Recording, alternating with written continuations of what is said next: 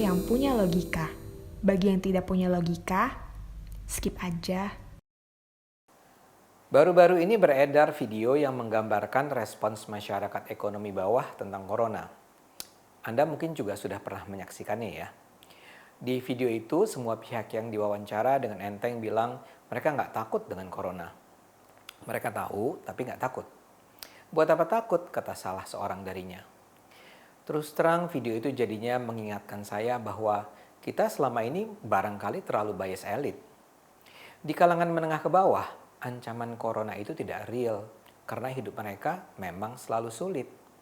Gali lubang tutup lubang, cari duit hari ini untuk bisa hidup esok hari. Dan kalau dibilang ke mereka ada wabah corona nih, mereka memang harus ngapain? Cari hand sanitizer, memborong masker, social distancing. Nggak ada itu.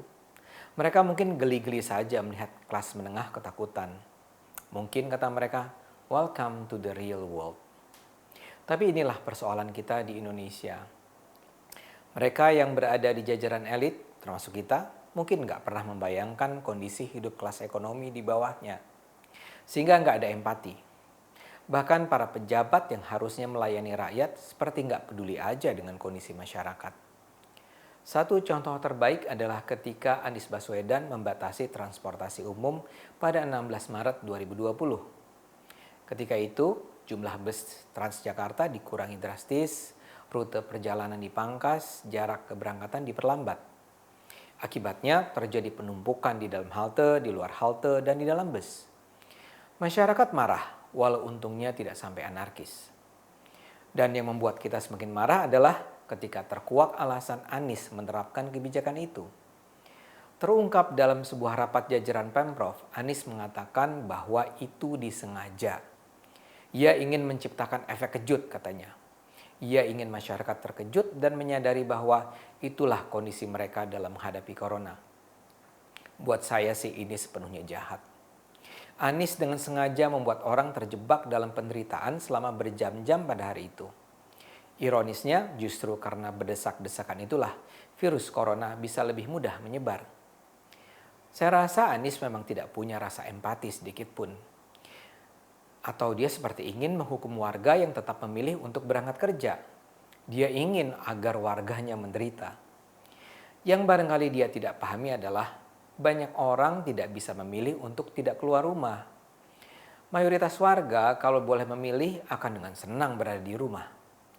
Tapi itu kan kalau mereka bisa memilih.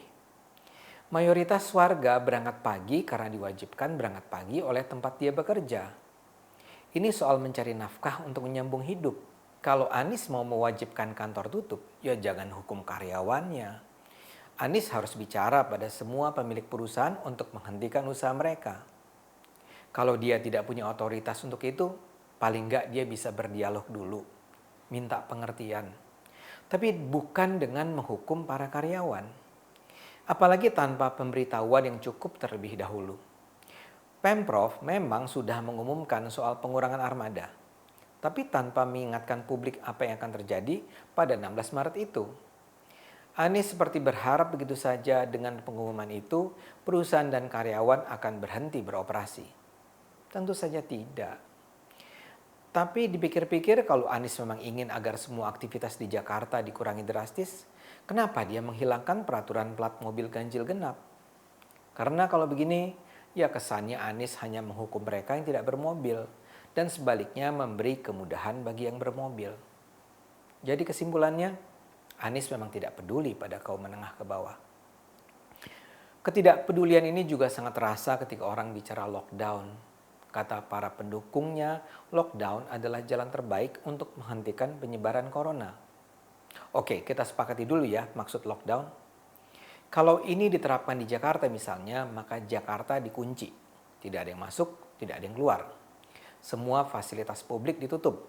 Sekolah, kantor, pabrik, toko, restoran, mal, supermarket, dan semua tempat publik lainnya ditutup. Pergerakan masyarakat dibatasi. Kalau mau keluar rumah harus ada alasan khusus. Jangan bayangkan Anda kemudian bisa memesan makanan lewat GoFood karena jasa Gojeknya pun dilarang atau dibatasi berlalu lalang. Kita yang elit ini bisa survive tentunya.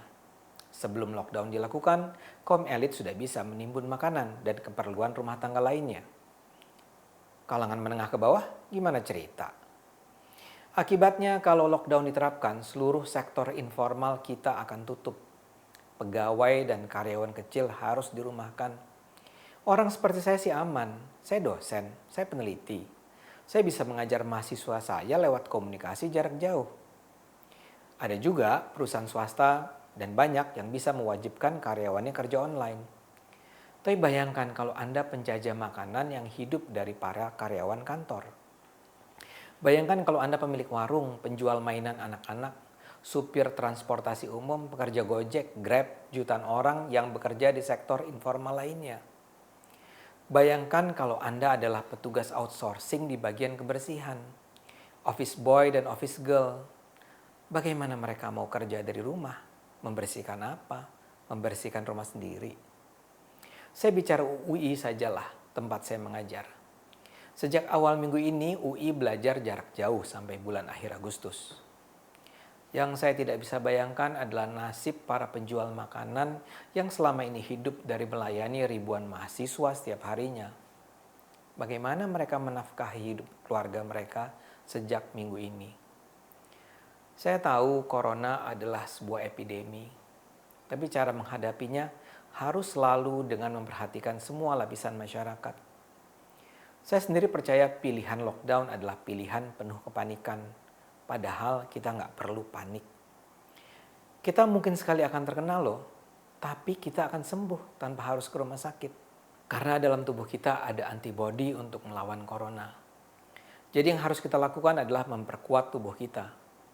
Dan kemudian melakukan segala upaya untuk mencegah penularannya. Apa yang dilakukan Anies adalah buruk dan jahat. Dan lockdown adalah ide yang buruk dan jahat. Gunakanlah selalu akal sehat kita. Karena hanya dengan akal sehat kita akan selamat.